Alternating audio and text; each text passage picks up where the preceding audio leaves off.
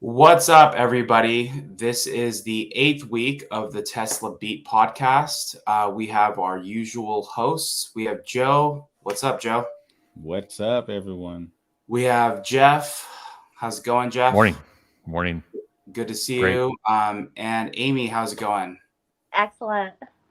Awesome. Well, I'm glad all of us could join. It was obviously a very big week. I know some of us, it felt not complete without you, Jeff, this past Tuesday as we were all at the shareholder meeting without you. So we were able to get a photo, but we didn't have a cardboard Jeff to We needed at least a cardboard Jeff for sure. You can Photoshop that later. You really need a cardboard Jeff. Yeah, exactly. But so there's just the shareholder meeting for me, that was, I believe it was my second one. I had been to, a lot of other events outside of that, but I went to the 2019, and that's actually where the Third Row podcast was formed.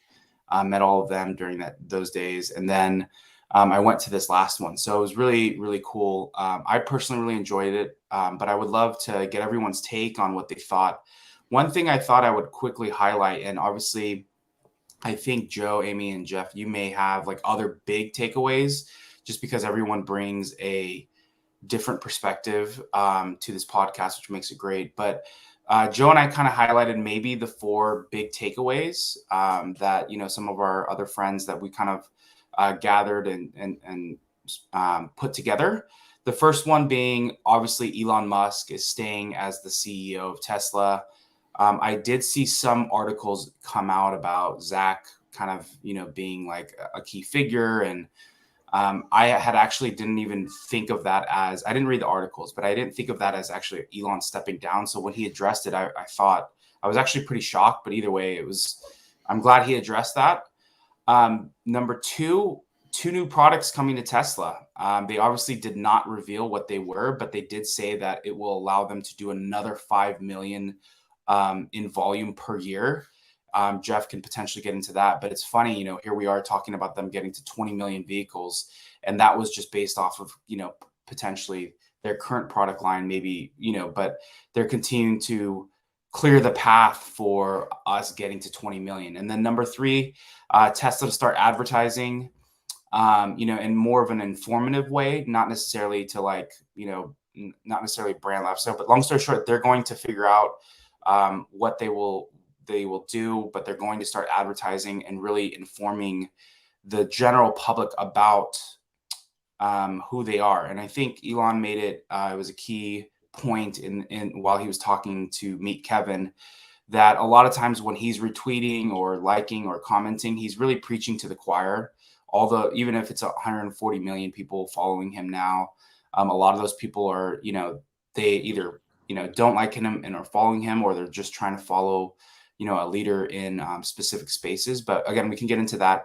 And then number 4, Tesla uses less cobalt in batteries than cell phones, and they will use a third-party verification along with camera placement at the mines for solidarity.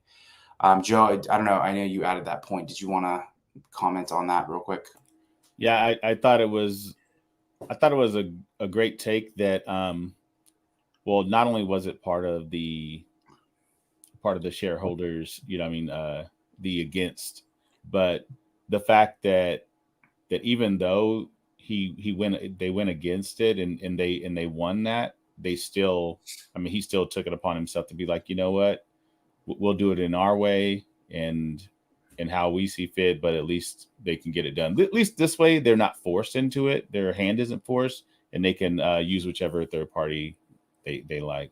But I thought it was very, very poignant, the fact that they use less cobalt than most other products out there. But that's Tesla, right? People love to complain about Tesla's use of minor products and processes when here we are dealing with oil manufacturers and everything that they destroy and you could just wax poetic about freaking underground drilling and all kinds of stuff, but it's just wild. Yeah, definitely. Yeah. Well, no, go ahead, Jeff. I'm just going to comment. There's in the EV space, there's really only 2 OEMs that are actual cell designers and pack designers. I mean, it's not like GM and Ford don't have input. I mean, Ford partners with SK, Ford partners with Cattle, GM has this Ultium partnership with several. The point is Tesla is deep into these details. They've got a huge staff of people that are focused on cell design, so they can go in and influence these things like the future of cobalt and just the future of the content of their cells in a much different way than their than the other OEMs. Again, besides BYD's definitely got a huge effort there as well, but it's really those two. I found it interesting that they put forth a proposal, and I don't think that they had ever actually read Tesla's impact report. Because if you look at Tesla's impact report, both the one from last year and the one from this year, it has quite a bit of talking about cobalt there and how they have actually Tesla people on the ground in the community where the cobalt mine is. Just even trying to make the whole community better, let alone not having children in the mines, which Tesla does not. But by just trying to like raise the lifestyle and the standards of living in the community. So it's like the exact opposite, I think, of what the inference of that proposal was. And I think that's why Tesla objected to it, because if it had passed, it's almost like guilt by association. It puts out there that Tesla was doing this when Tesla never did, and it needed to be corrected. The way that Tesla's doing it now, and I did think that was an absolutely touching and amazing moment when Elon Musk got up on the stage and he's like, wait, no, I do care about this. I care about this deeply, and you don't have to force me to do it. I'm going to do it just because it's the right thing to do. And I don't know about you. I know the person reading off that proposal was very well intentioned, but it certainly made me feel very defensive on Tesla's behalf. And I think it would be hard for anyone that knew how hard they were working to sustainably and ethically source materials to be able to look at that criticism and do what Elon Musk did. And I think this is vintage Elon Musk. And when he looks at the kernels of truth in there, that Tesla does not want any children working anywhere around Tesla's supply chain, and says, we're going to make sure that everybody knows this isn't happening. And I thought that was absolutely incredible, and why Tesla is as big as it is. The ability to filter through the noise, see the signal, and do the most important thing, whether you're required to or not. Definitely. So I thought we could step back. So those were like the four main points. Again, let me just flash this up real quick for those that are joining a little bit late. Elon Musk staying as the CEO, 2 new products, the ability to do 5 million in volume. Tesla may start will start advertising. That doesn't mean permanently. They're going to test it out. Number 4, they are going to be using a third-party verification to obviously make sure that there's no kids at the mines, and then also to the fact that they use less cobalt in its batteries than cell phones. But I wanted to just get everyone's take. Maybe you want to hit on one of these points, but again, some of us were able to attend. I know some of us were also able to watch on live stream, and we're covering it live that way. But I would love to just step back. If maybe one of those points resonated with you, maybe there was something else. Don't feel like you have to find something that was off that list, but maybe each one of us can just talk about, what it was like, maybe 1 at the event, and 2, your big takeaway. I'll take one if I Yeah, can start.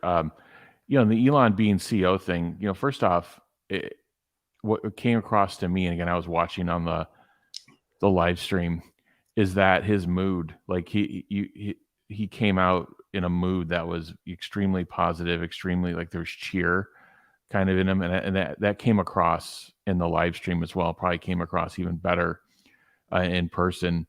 And with the whole CEO commentary, I saw like all the buildup that was happening on Twitter, kind of the week or two before.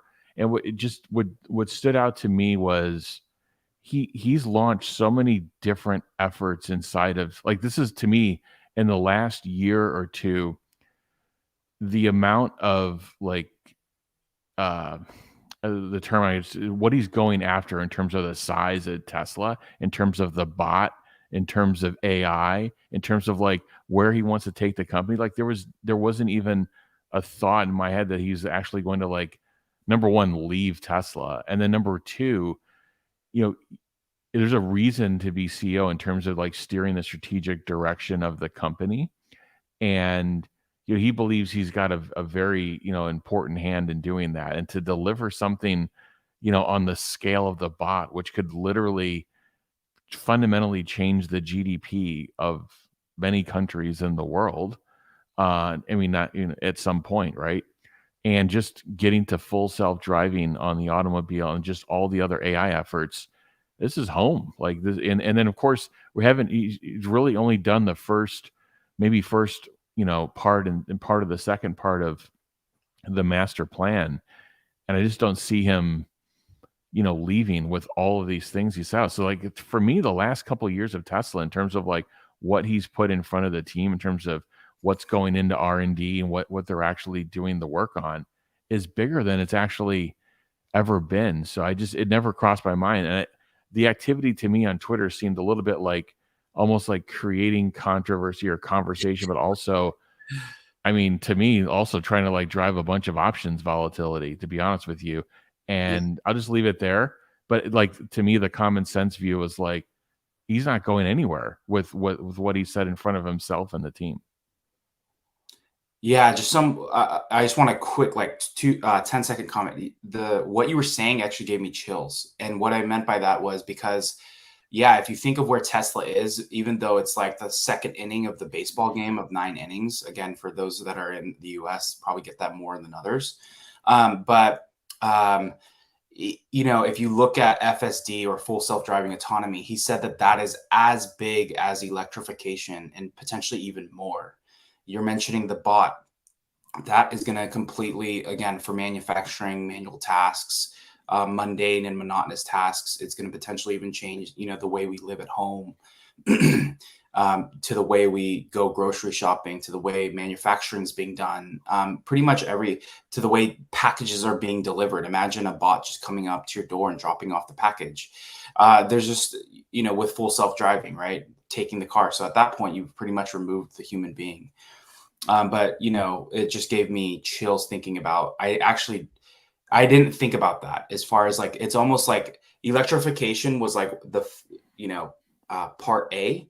And then when you think of like all the way through the rest of the alphabet, because Tesla's a bunch of startups within one, they have so many of these big, huge milestones that they can accomplish and that they will accomplish. And that's, again, what makes them, the Amazon to Sears, right? Where they're not just a bookstore. They become so much more than that. But yeah, I would love to, I don't know, Joe and Amy, if you have, again, the first question was, how was the event? Maybe you want to comment on this, and then any big takeaways. Yeah, I think the event was amazing. And just like Jeff says, I think that Elon looked comfortable. Me and Amy were talking about that before. Like, he just seems so happy and so at ease, like early days Elon, But yeah, man, we really need to talk about the bot. It just keeps multiplying. Like every time you see it, it's like there was one and it was like, okay, and then there were two, and now there were three at the last thing. They were showing them making one, and now there's 5 walking with Cybertrucks. I mean, it was just like that was pretty incredible. And I think there's such a big misunderstanding, or maybe just doubt. I mean, people love to doubt Elon all the time, and he just keeps proving them wrong. I have no idea why people keep doing it, but just the fact that he's doing exactly what he said he's going to do every single time. It might be late, but I mean, he's doing it. It's happening, and you can see it right before your eyes, and still it's like, it won't happen. I mean, we have 5 robots. Like that's like insane. And by the next event, probably by the Cybertruck reveal, like there's probably going to be like 10. It's just like they just like keep growing, and like you said, it's such a fine point to think about, like people maybe not wanting one but multiples. Like, you know what I mean? Like people could use more than one. Like who would want just one if it was doing so much work? You know what I'm saying? Like, and that is like a crazy possibility. Like no matter what the cost is. I mean, of course, it's probably going to be astronomical at first, like probably the price of a semi or whatever. But I mean, that's still like insane possibilities, like just staggering to think about. But yeah, I think the overall meeting was great. I love the points that he made about safety. I love the points that he made about like how they're outselling everybody, the pace of innovation that they do as opposed to everybody else. I mean, they're just, we all know that the competition is coming, but that just makes the TAM greater. So it doesn't really matter. And I think that point also gets lost on Wall Street. You know, they love to talk about, well, once everybody comes, well, guess what? When everybody's there, that just makes it a greater TAM. Like it doesn't change anything. Like I've made this point before. Like if Tesla's selling 20 million vehicles and they have 2% market share, guess what? Tesla's still selling 20 million vehicles. You know what I mean? So that's, I don't know, Amy, what you got? Yeah, no, I absolutely agree. Now, first off, shout out to Tesla's event planners. Incredibly awesome event to be at, exceptionally well organized. Everything was very clear from check-in to doing the factory tour, which was always interesting and inspiring to me, to being having the 900 chairs sitting there and a seat for everybody, which you looked over at their chairs and didn't seem like there could possibly be enough seats for 900 people, but everybody had a seat, you know, and everybody could see. And it just exceptionally well done event. And so I really, really appreciate everybody that worked on that. It is an incredible feeling to have people from all over the world. There were people there from England. There were people there from Australia. There were people there from Asia, then that had flown in before it. And the event itself, I mean, it felt justifiably a little bit like a victory lap for everything that Tesla has accomplished and everything that Tesla's setting out to do. I mean, the mood was jubilant. It was a celebration of so many things that Tesla's done right up to this point. You know, the fact that they've done this insane ramp, that they have multiple factories being built at once right now, that Model Y is on track to being the best-selling car in the world. That not only is it the best-selling car in the world, but the reason for that is it's one of the best vehicles in the world. It offers you so much value for the purchase price. Plus, it's a low total cost of ownership. And so they highlighted some of those things. I think they chose what to talk about when Tesla's working on so many things at once very wisely. They did a shout out to their in-house software team that gives Tesla this huge competitive advantage, that Tesla writes all their own software in-house, and it allows them for this next, especially before this next stage of exponential growth that we see the pieces falling into place, to be able to add factories, to be able to add workers, and to be able to add products at such a much lower incremental cost than anyone else. And I think we're really starting to also see the rise of energy. Alexandra asked the great question, what did they see to be margins? And, you know, not surprisingly, FSD was coming in around possibly 80% in the future. And energy, he was sticking with a 25% mark. And I think in my mind, that's because the ramp of energy is going to be so exponential and new factories drag on margins. So Tesla is wisely guiding to what are they going to be able to do if they're building multiple new factories at once to really ramp this energy division up. And then as big as energy and auto are going to be, is like Optimus is going to be what Tesla becomes known for in the future. And then the whole new mission, really, Tesla, it's been saying for years now that Tesla is an AI company in a ways that people don't realize that Tesla's AI is so much more advanced than anyone else understands, which is very exciting to release as we really start seeing what FSD can do once it's in a wider release, which he's indicated that that's when it's really safe, and then they make it really smooth. They'll do a free trial to really get the buzz out there about it. So there's just so much exciting news at this. And then the return, got to shout out to JB Strobel, which back on the board of directors, and the entire audience was roaring, and it was a really great thing to see the original team back together. Yeah, 100%. Yeah, I should have put that down as one of the main points. I forgot about that, which is kind of sad.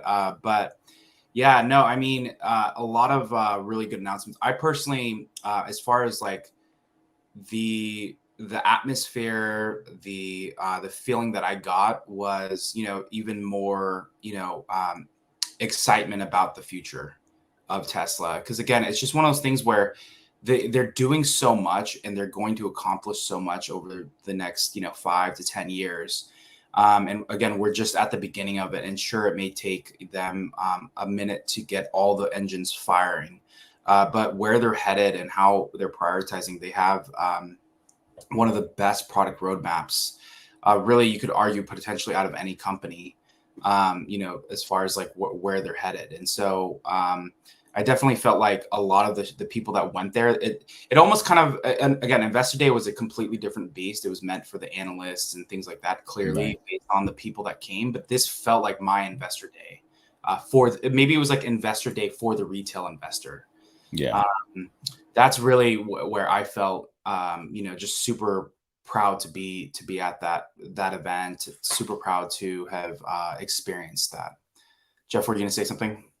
I was going to say the retail, the event for the retail investor. I just thought the the questions were asked in a way. First off, they were good, and they were asked in a way that they actually elicited really good output from Elon in the meeting. And I just think sometimes the traditional analysts kind of swing and miss with their questions, meaning it may be a good question on paper, but it actually won't elicit a helpful response out of Elon. And I thought the retail community actually asked questions in a way that elicited a really good response. Especially, again, I loved Alexander's question. Love the question advertising that was asked in a way to elicit a proper response. One more thing, just going back to Joe's comment on the bot and the volumes. I take everything back to supply chain, but I can imagine being like, this is a kind of early days, right? They're building prototypes, but they are actually selecting suppliers,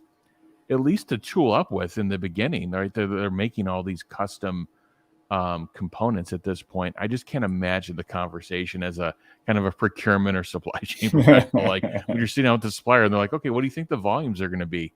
Oh, it could be up to 8 to 10 billion.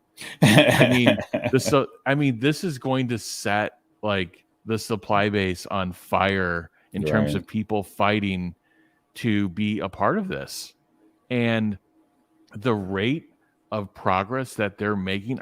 Everybody knows they started later than Boston Dynamics, all these other companies. That's fine. But what I'm looking at is I'm looking at the rate of improvement, and the rate of improvement seems amazing. There's a reason they shot that video the night before the meeting, because they're basically up coding and compiling and just getting the last final. They wanted the best representation of the robot, and they know they could do something like that. So just the rate of improvement, the supply base, it's going to be enormous. It's just going to be a huge fight to figure out like who's going to, who wants to be a supplier, and the leverage Tesla's going to get is going to be out of this world. Oh man. Yeah. There was Dr. Know-It-All had one of his guests on like the day after, and they were talking about like, when it was grabbing things and doing all that, they talked about like everything that takes and the just the improvements that they've made and the possibilities of what that means for the future of the bot and everything. And that, I mean, it's just, it's incredible to see, like, in like, I don't even have that mindset that you have, Jeff, but just to think like, yeah, they gotta get these parts, and that's a lot of robots. And like right now they're just making them by hand just so they can get it started. But yeah, they're going to need to supply it. Like, that's insane to think about. Yeah, I mean, Optimus is it's such an exciting project, and I think Jeff brings up a really good point about like Boston Dynamics has been working on this for years. But if you look at Boston Dynamics, they seem to be going for a different level of robot where it's not something that can be in the general home. It's more something for an industrial use. And it's certainly not designed from the beginning in the way that Tesla now has an extreme focus on. And that's the design team, the supply chain, and the production team all in a room together, designing a product for ease of manufacturing, durability, right from the beginning. And we saw that when we saw Optimus being revealed, how they're using some of the pieces in multiple different areas, so that they're cutting down on the number of parts right from the beginning when they design it. And Elon Musk has said this, but it does get lost in a lot of the coverage that Optimus is just basically kind of a walking car on FSD, and in that they actually have a lot more expertise in this area than people think. They have expertise in design for manufacturing. They have Tesla has expertise in actual manufacturing. Tesla has expertise in AI, and that's really the big differentiator between Tesla and all the other companies out there, where Tesla's very good at producing a mechanical system, and you certainly need advanced mechanical systems and engineering for the robot. But to actually make it useful, the robot needs to be smart. And I think the smart is actually what's missing from every other competitor out there in the field right now. And the AI is a much tougher and larger problem to solve than the actual, as difficult as the engineering is. And it's really impressive engineering. The things where like the robot was stepping on the egg and had that fine control to not break the egg, to just press on it and like lift the foot up, was unbelievably impressive. And the way that you saw the AI kind of coming into place as the robot was mapping its own environment and moving around within it. And we already know what Tesla can do with this with the cars. So I'm really excited by the rate of product progress, and the fact that Tesla's already working on how we're going to program this robot, how we're going to make it useful and not just the mechanics of the robot, is just amazing rate of progress. Yeah, I was just going to add. Go ahead. Oh, sorry, Joe. Please go ahead. I was just real quick. I was just going to say that the manufacturing is what people don't realize. I mean, Boston Dynamics has been at this for years, but you can't buy them. Like, and plus, like you say, they're programmable. They're not smart. And one of the highlights that they pointed out was they taught it how to grab that thing, and it did it. It wasn't programmed for it to grab it, and that was like one of the big takeaways for me. Is like, yeah, not only are these going to be manufactured and put in people's homes, but like it's told what to do, not programmed what to do. But go ahead, Jeff. You picked up on one of the points, Joe. Thanks. And Amy, I always like to point out what I think analysts could be missing, and they're missing this, which is in Tesla's instantiation of FSD, they've designed the hardware that, the car is basically variable cost. If you think about it, if you could take volume to near infinity, you could take the cost structure down even more significantly. And the way Tesla's designed the FSD hardware that actually goes in the car, they've designed it in a way where it's literally in every car they produce today. The cost structure is so small that it can fit inside of their, industry leading margin structure already. And if people don't even turn it on, it's from a hardware perspective, it's not, I think people are missing this, that the hardware cost of FSD that's sitting inside of every car today, dormant or in use, is orders of magnitude less than what you see from some of the other competition.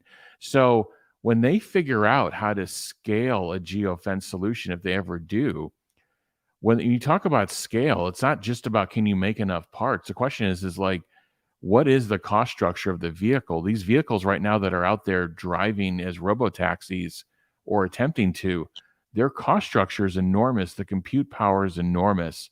And the way Tesla's designed this whole thing from Dojo all the way down to each car, call each car being a subscriber, the cost of the subscriber is so small that it's nowhere even close. And they thought about this, as from an architecture perspective very early. And they're doing the same thing with the bot. The Boston Dynamics robot and these robots, they're not going to even be close in cost structure. So I think other companies, the way they're, they have to almost go back to the drawing board. It's like a complete architecture change to figure out, like, how could you make something that's actually scalable? And that the robot cost that they're targeting, the bot cost, is something that could actually scale in the billions. And that's people understand that's actually part of like the program schedule and like the early goals and like how long it takes to develop something is hitting some price point that's meaningful for scale. And I just don't know if the other solutions out there, they may be further along because they've started many years ago, but I don't believe they're positioned to scale yet. I think you're going to see the same thing we just saw with FSD, where all of a sudden they're looking to push it to more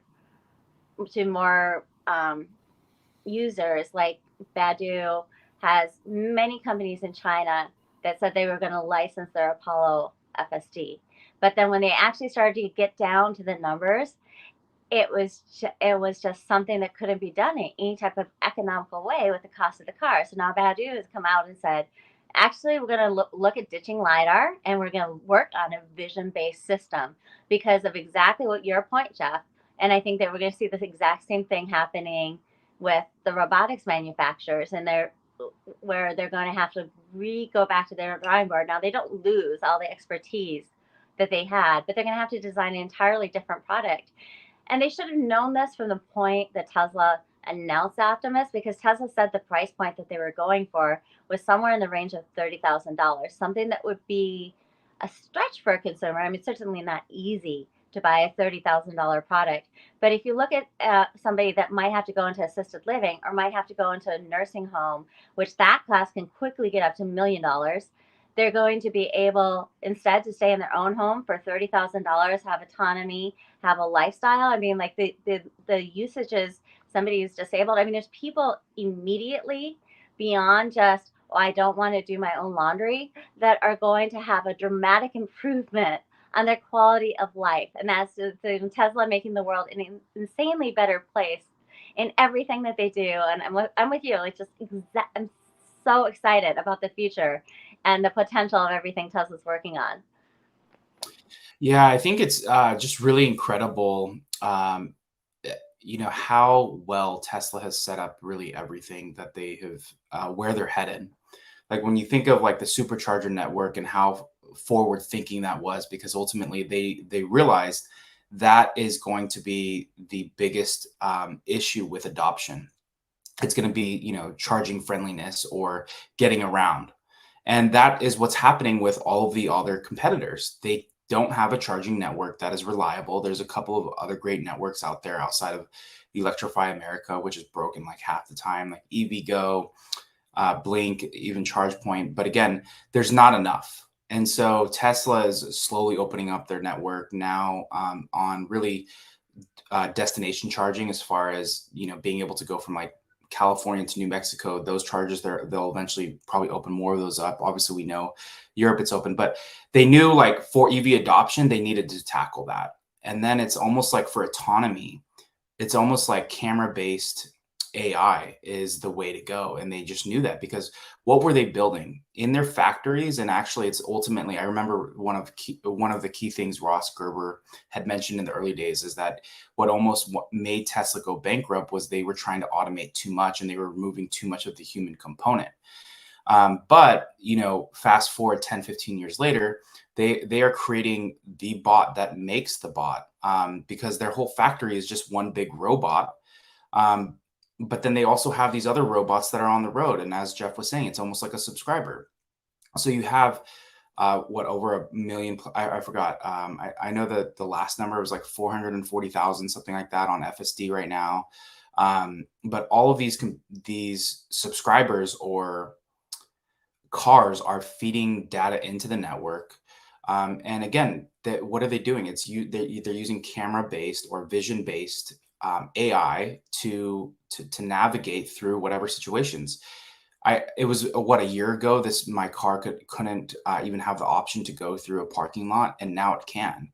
It can go through a Costco parking lot, and obviously you still have to be very alert. But it's incredible that at the speed of which, this company is improving. And I just feel like that camera and that vision, the pure vision is like the key lever for them to almost open up to do anything, right? That's like the charging network was for them to like be the king in electrification. It's the same thing with almost this. So yeah, I just thought Jeff and Amy, you both mentioned a big point there. I don't know, Jeff, were you going to say something else? Okay. But yeah, no, I thought, yeah. So, was there anything else that kind of, if we hit on the robot again, which is, pretty incredible. I never thought I'd be like talking robotics, but it's pretty incredible that, that is like one aspect of like where they're headed. And they had laid the foundation with, building robots in the factory, and then obviously having this huge full self-driving fleet that essentially can use camera-based vision. So it's pretty incredible. But were there any other things? Is like the advertising, did that like give you chills? Are you happy about that? Or were there any other topics that you wanted to get into that, you really took away from the meeting? I liked in the robotics video that I saw multiple Cybertrucks actually, and I know the reconfirmation of the Cybertruck, I think is so important for Tesla, and I think they're doing a really good job also kind of with the buildup of it. And you're starting to see some of these videos on Twitter, and hope they can go to other mediums as well. Just the excitement for this car. There's a big question around Cybertruck.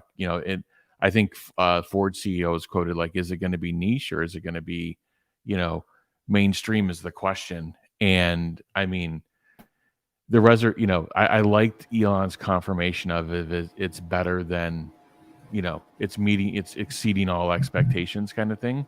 And he's also recently called it, the best product that, Tesla's, he's been speaking very highly of it. And he's someone who I take as a very harsh critic of their own work.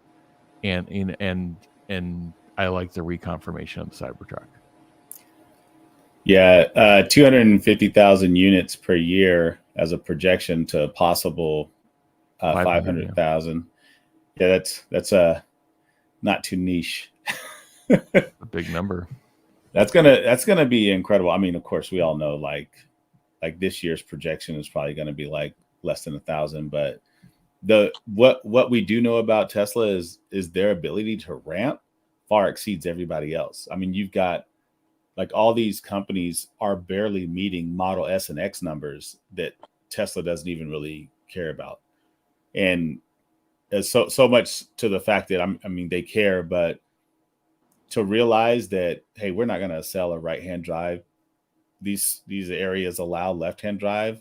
They can buy that. You know what I'm saying? Like, and not for naught, it wasn't like it was like a huge miss. Like I was talking to John about this at the event. Like, I think the number thrown around was like they were selling like maybe 10,000 overall, like right-hand drive units. And that just means like you were just a few hundred were going to one place, a few hundred were going here. And I mean, you're spending way more on the shipping costs. And those areas allow for left-hand drive is just like, yeah, it just, I mean, it was inevitable and it sucks, but I mean, it's like, it is what it is. Yeah, I agree on that one. But I think it's far more a function of the fact that that Tesla has new products coming out, new vehicles coming out. We'll talk about some of those a little bit later.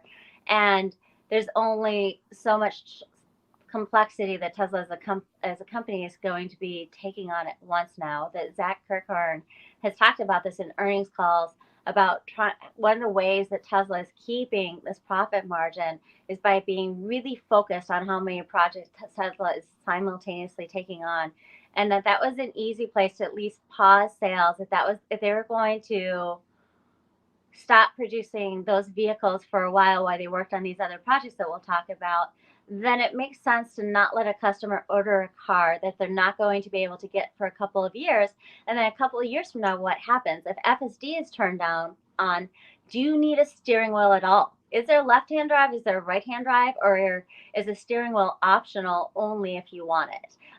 Which is, I think, one of the things that has to do with the timing of this announcement is new products. And I think the second thing that has to do with it is the idea of when they would get back to volume production, on it in any type of significant way, that FSD will solidly be here. And they still do have a right-hand drive Model 3, Model Y, and they were being given a discount of, I think it was equivalent to 3,000 US dollars if they bought one of those prior to October.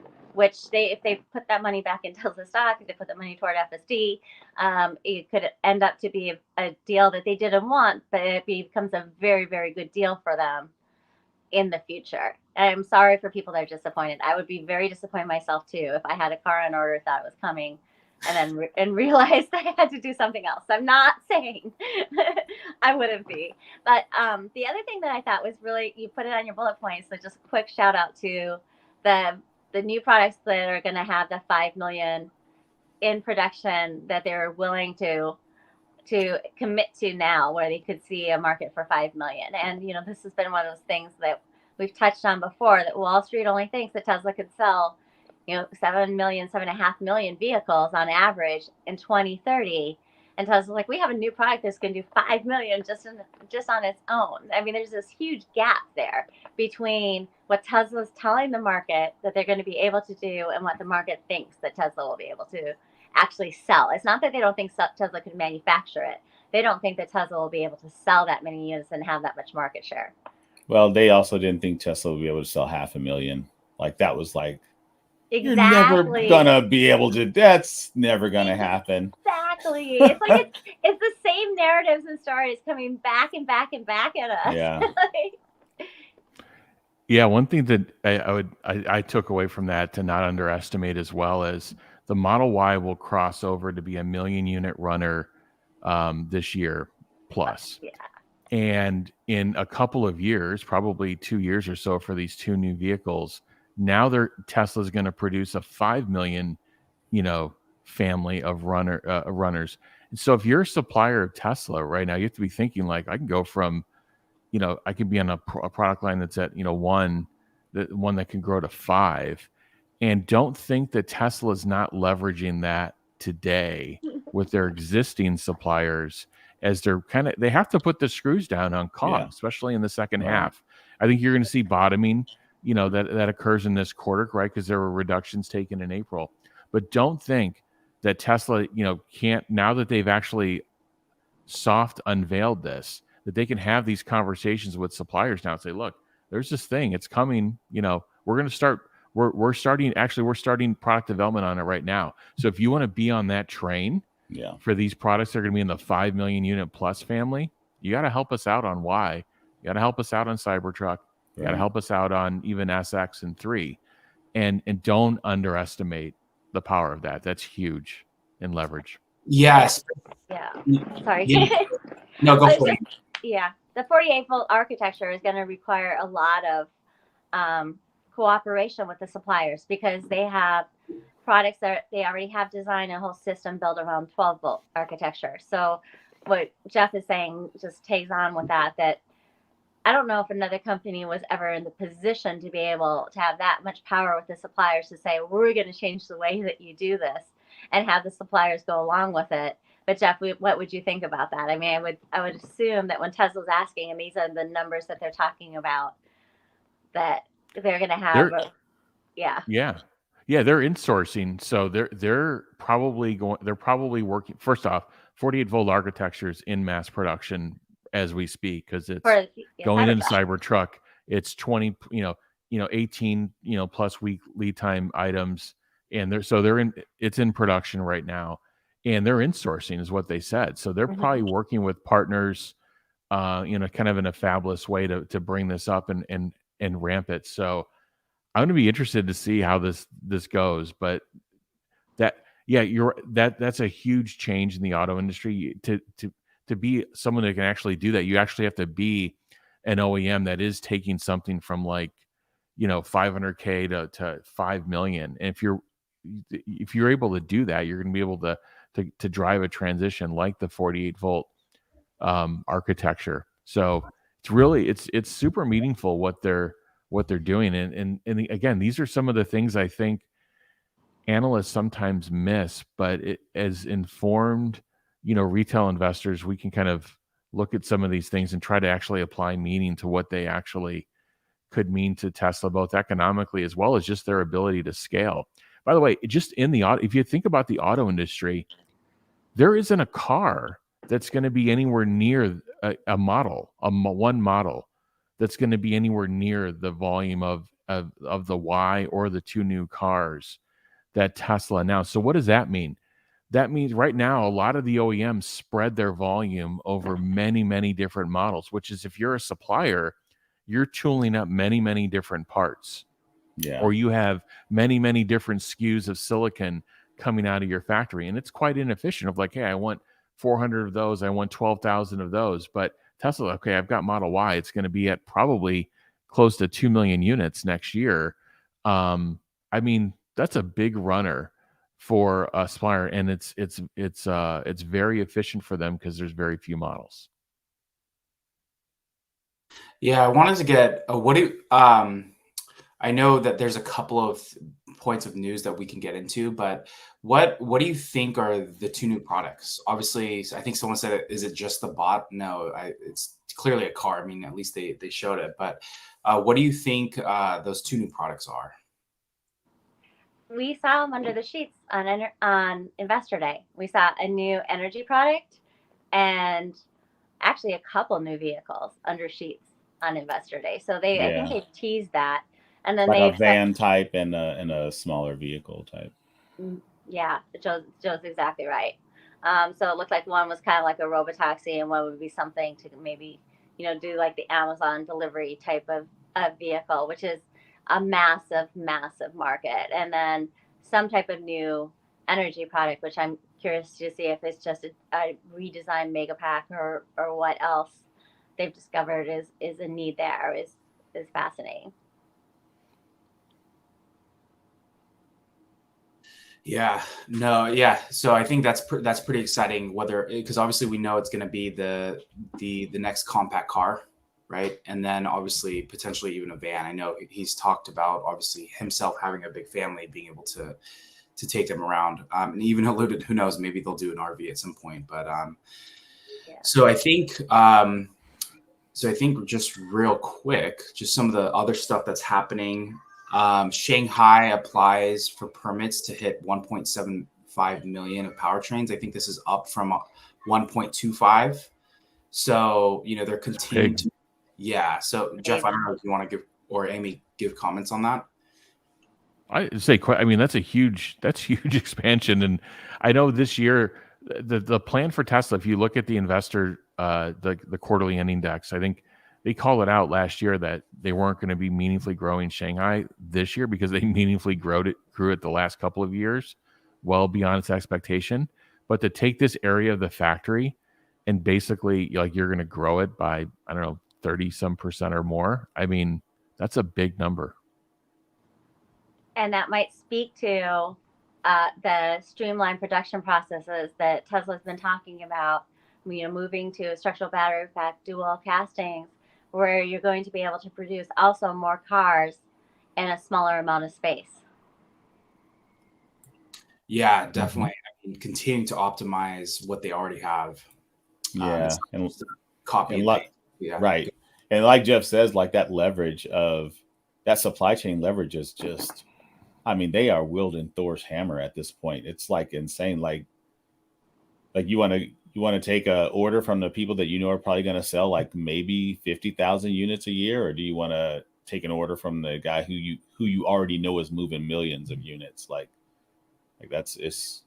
Yeah, it's Jeff could probably even speak to this more. In my corporate world life, I've worked a little bit with Amazon, and they're kind of that behemoth right now, or that mammoth, as you would call it. They can pretty much, and a lot of times they do. And I'm not going to get into everything, but I do know that they can pretty much show up and demand certain things. And for the most part, you have to give in. Especially they do all the work as far as like, if they know that, out of 100 units that they're driving the majority of your volume, they even have more leverage because there's no way that you could cut them off. Jeff, I don't know, do you want to say? I just quickly, when you have that kind of volume leverage, you can exercise a contract that gives you the kind of leverage and the kind of terms that will allow you to always kind of be in supply and always kind of have the safety stock that's needed. So, when you see these stockouts occurring, many times what suppliers are actually doing is they're second guessing the OEM that they're serving. They're saying, is your demand real? Is it real? If you're GM and you're giving a demand, if they're really going to do these 30 EV models, just think about their suppliers in terms of like the demand signals going out and like, well we're building this, or I don't even know how you can forecast like what you're building and when you have that many models.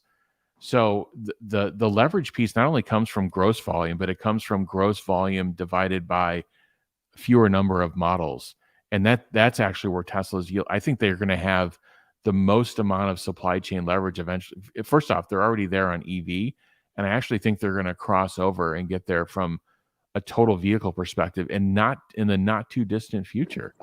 You're going to have traditional auto. I'm talking in the mechanical space, at least, and some electrical. You're going to have suppliers, really fighting for this business because, again, it's the volume per model is so high.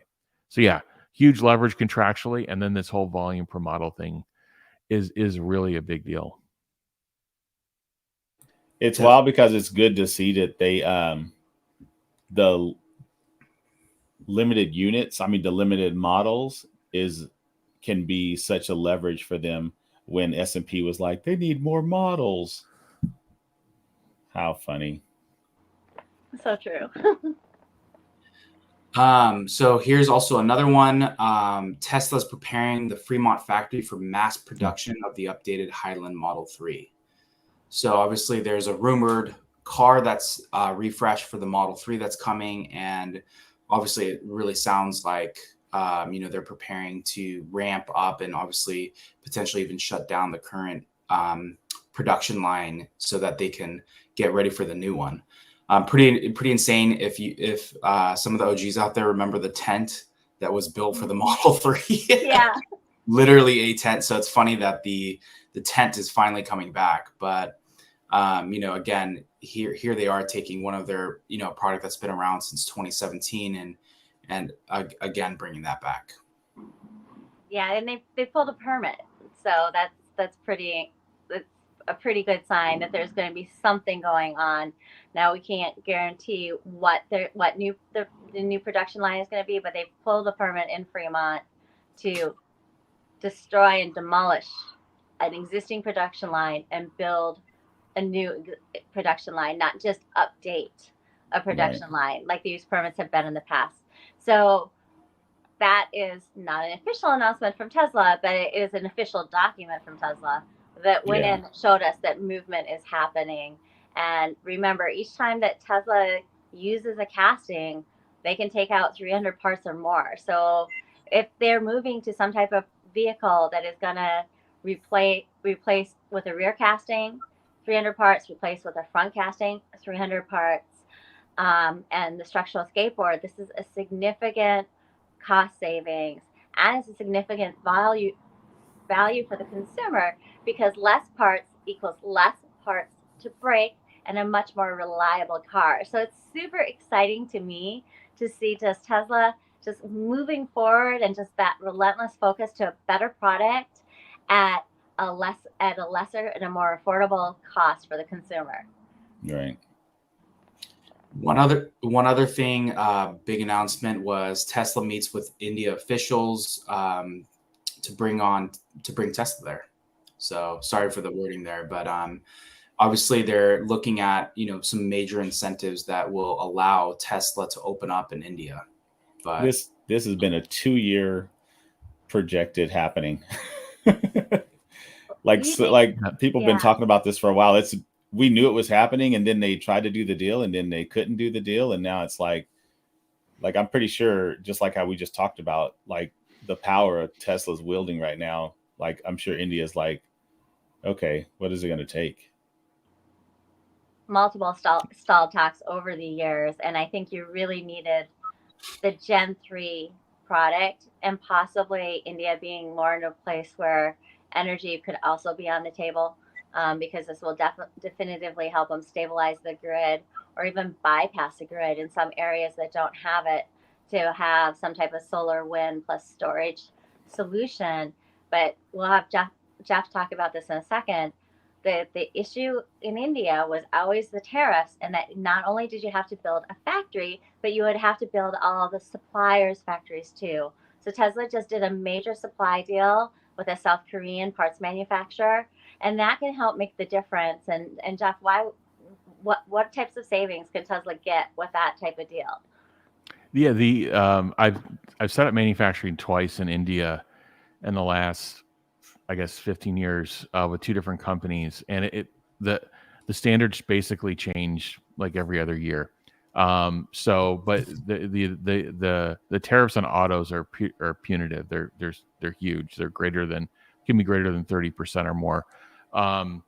So what I read from when I hear these things in the press, I try to okay, well, what's actually happening in real life? The first stage of the conversation is around sourcing rules and thresholds. Before you talk about the four walls of your factory, you want to understand that sourcing piece is, as Amy said, because it's not just about you setting up assembly. Like, you've got to get the way India does it.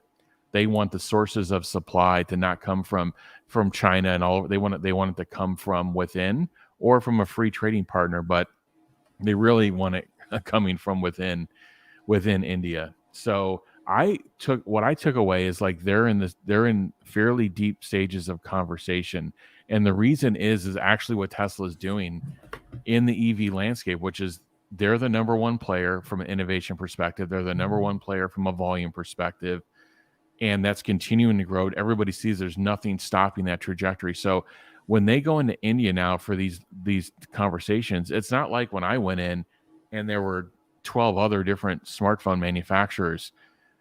There are a bunch of different EV manufacturers, but there's nobody with the volume and the kind of innovation that Tesla is doing. So India wants a piece of Tesla and innovation because they want to train up their local workforce. They want their engineers kind of going through the Tesla way of doing things. So as they kind of spread out, in later in life, they're being trained and they're being kind of grown up in the best process. So India wants something here. Tesla wants something here. I believe they're going to get a pretty sweet deal out of it, but it's going to be very difficult. They're difficult. Their protectionist economy is very difficult to deal with.